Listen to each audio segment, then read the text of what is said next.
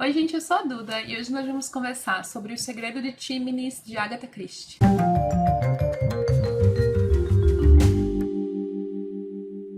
O Segredo de Tímenes faz parte do nosso projeto de leitura de Agatha Christie e se você ainda não conhece ou perdeu algum vídeo do projeto, eu vou deixar a playlist aqui nos cards em cima. O Segredo de Tímenes tem muitas características típicas da primeira década de escrita da Agatha Christie, muitos livros com tramas políticas, roubo de joias, muita ação, né, na verdade também. Ela ficou mais conhecida como estilo whodunit, né, que ela consagrou e que virou marca registrada da autora.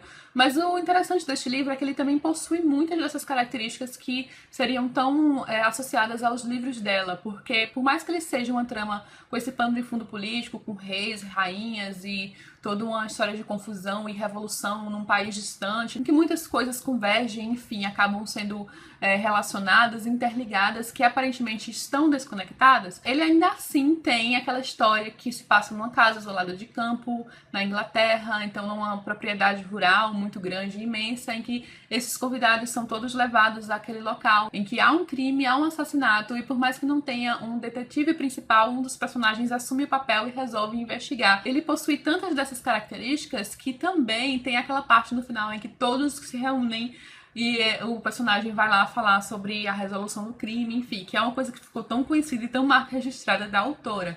Então eu diria que esse livro é interessante porque ele é um pouco dos dois. Ele parece com aquelas tramas mais de ação e comédia até, a exemplo de O Adversário Secreto, a exemplo de O Homem do Terno Marrom, mas ele também possui outras características de livros, como O Misterioso Caso de Styles, enfim, livros mais detetivescos, digamos assim. Foi uma releitura pra mim de novo, eu também não lembrava de nada da história, eu lembrava vagamente do começo. Ele vai trazer este personagem, que é o Anthony Cage, é super aventureiro, ele é um inglês que já passou muito tempo fora da Inglaterra, faz 14 anos que ele não volta ao seu país, e no momento ele encontra-se na África, e está lá num desses empregos rápidos que a pessoa consegue, assim como o bico, quando ele encontra um amigo de longa data e este amigo lhe pede um favor. Ele pede que ele vá até a Inglaterra entregar um manuscrito muito importante. Várias pessoas estão atrás desse manuscrito que tem a ver justamente com essa questão mais política. Tem umas coisas que podem ser reveladas ali nesse manuscrito que será publicado por uma editora, então muita gente quer colocar a mão nele, junto também com o maço de cartas misteriosas que este amigo acabou recebendo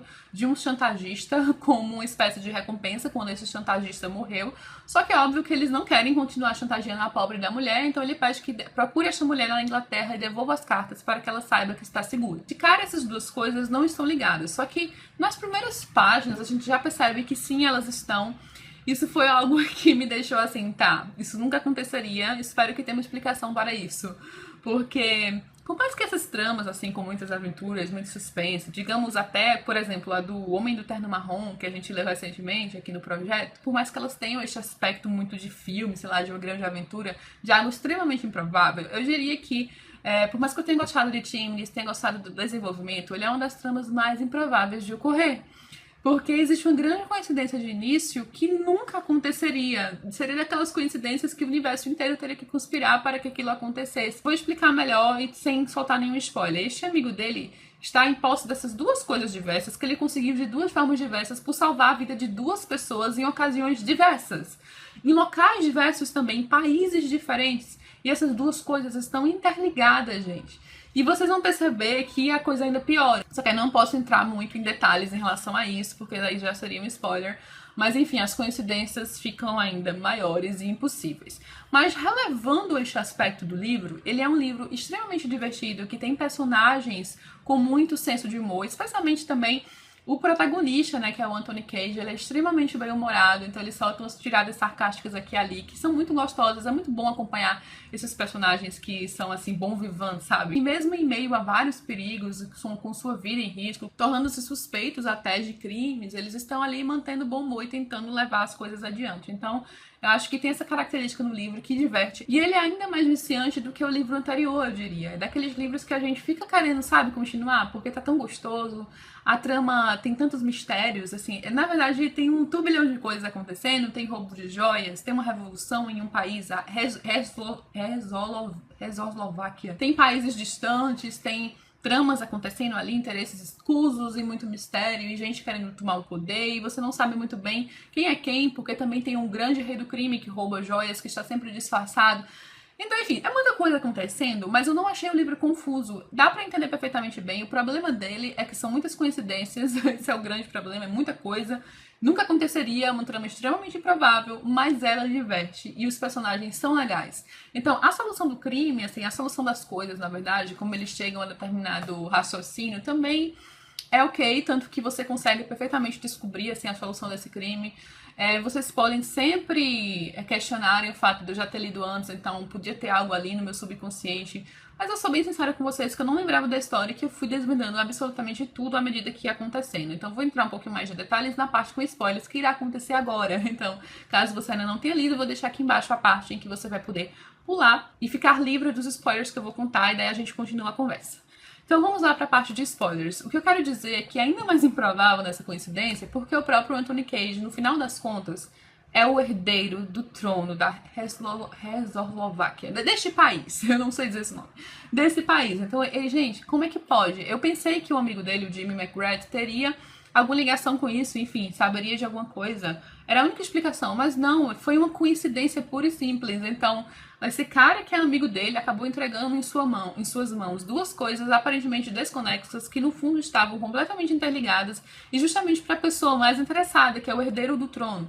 Eu achei bem óbvio, assim, que ele era o herdeiro do trono. Logo no início, quando eles falam que existe outra pessoa na linha de sucessão e a gente sabendo tão pouco do passado do Anthony Cage, eu imaginei logo, então é ele. Só que em determinado ponto da história, ele fala que esse herdeiro apareceu nos Estados Unidos, solicitando o trono e fazendo algumas conversas. Daí eu pensei que eu estava enganada. Eu pensei, então não pode ser ele. Mas aí depois, novamente, a gente sabe que aquilo era um impostor aí, novamente. Então, é ele mesmo. Várias partes do livro corroboram justamente para essa solução. Quando ele está conversando lá com a Verônica ou Virginia? São nomes parecidos. Virginia. Quando ele está conversando com a Virginia, ele fala que ele foi, que ele nasceu e foi criado para assumir determinado papel. Então, porque ele ia ser rei. E em outra parte, justamente no começo, quando o amigo dele toca no assunto, de cara ele tá um pouco, né, assim, com um pé atrás, querendo saber um pouco mais sobre o que aquilo se trata. Então, assim, em vários momentos da história a gente meio que tem esse vislumbre que, na verdade, ele está bem mais envolvido naquilo do que, de fato, parece à primeira vista. Então, isso é uma grande coincidência, é pra, assim, coroar a improbabilidade de toda essa trama. Mas, enfim. Neste caso, eu achei, assim, previsível o fato dele ser o herdeiro do trono. E até em relação à identidade do detetive, do policial, no caso francês, eu comecei também a desconfiar dele, porque quando a gente percebe que ninguém o conhece, ele apenas levou as credenciais. E naquele momento, na verdade, foi naquele momento que ele chegou naquela casa, que ele conseguiu o endereço e foi lá e viu uma pessoa toda enfaixada, foi ali que eu pensei, essa pessoa enfaixada deve ser o policial, e o policial deve ser, no caso, o Rei Vitor. Então, assim, na verdade, eu fui descobrindo as coisas meio que junto com o personagem, e a identidade dele eu achei bem óbvia desde o início. Claro, vocês têm todo o direito de achar que isso já estava no meu subconsciente, mas eu achei que a história, assim, nesse sentido, é até previsível, mas muito divertida ainda assim. Eu gostei muito, assim, de acompanhar, mesmo já imaginando o que aconteceria. E foi mais uma releitura muito boa, que eu redescobri a história e eu pude, mais uma vez, me divertir ali no meio dessa trama. E eu tô amando essas releituras porque são histórias que eu realmente não recordava e que eu não colocava nem assim, é legal, é uma história legal da Agatha, mas não é das melhores. E na verdade a Agatha tem disso, mesmo as histórias que não são as nossas preferidas, porque este livro não estaria nem no meu top 15, ele é um livro muito legal, é muito gostoso de ler. Eu adorei o protagonista, eu adorei os outros personagens da casa, especialmente o Sr. Caterham lá, né, que é o dono de Chimneys, que é o herdeiro de Chimneys. Porque ele só quer ser deixado em paz, ele não consegue. Em relação a isso, ele tem até uma certa similaridade com um dos personagens do livro anterior, que também quer sempre ser deixado em paz e era extremamente engraçado do jeitão lá dele. Então, isso eles têm em comum. Eles são personagens bem divertidos e não só ele, mas outros personagens também. A Bundle, que é a filha do dono da casa, também tem características em comum com a Tuppence, com a Anne Bandingfield do livro anterior. Então a gente começa a perceber até algumas similaridades entre os personagens, especialmente quando a gente lê na ordem destes primeiros livros da Agatha, porque eles foram escritos perto um do outro, é mais fácil criar conexões entre eles. Por mais que seja um amontoado de coisas acontecendo, quem gosta desse tipo de trama, de uma casa afastada, com alguns personagens ali incomuns relacionados por conta de um crime, eu creio que vai gostar do livro, mesmo que, por exemplo, não seja tão fã de histórias de roubos de joias ou de histórias mais puxadas para um lado político. Ela também tem essa característica, como eu falei, de tentar adivinhar quem são os impostores, quem é ali no meio, enfim, muitos pequenos mistérios acontecendo. E é isso, acho que vou ficando por aqui. Espero que vocês tenham gostado. Quem leu O Segredo de Chimneys, espero que tenha se divertido com o livro, tanto quanto eu, porque eu achei uma leitura bem prazerosa. A leitura do próximo mês será O Assassinato de Roger Ackroyd, e eu vou fazer um grande convite aqui a todos que sempre tiveram vontade de participar ou não participaram de algum mês específico por algum motivo.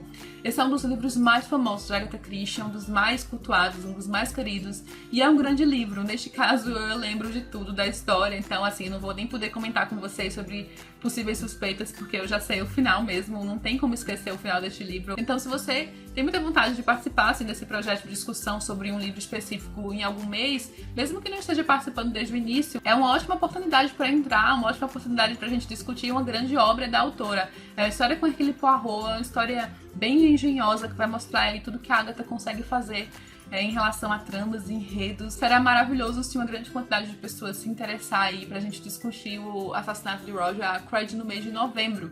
E eu vou marcar essa leitura para o dia 24 de novembro, que também é uma quinta-feira, para manter aí a tradição da gente sempre conversar sobre Agatha Christie nas quintas-feiras. Eu quero muito saber como será essa releitura, né, já que faz tantos anos que eu li, se ele manterá o posto como um dos meus favoritos, porque eu creio que sim. Espero que vocês tenham gostado do vídeo. Se este for o caso, não esqueçam de curtir aqui embaixo, se inscrever no canal. Beijo enorme a todos e até a próxima!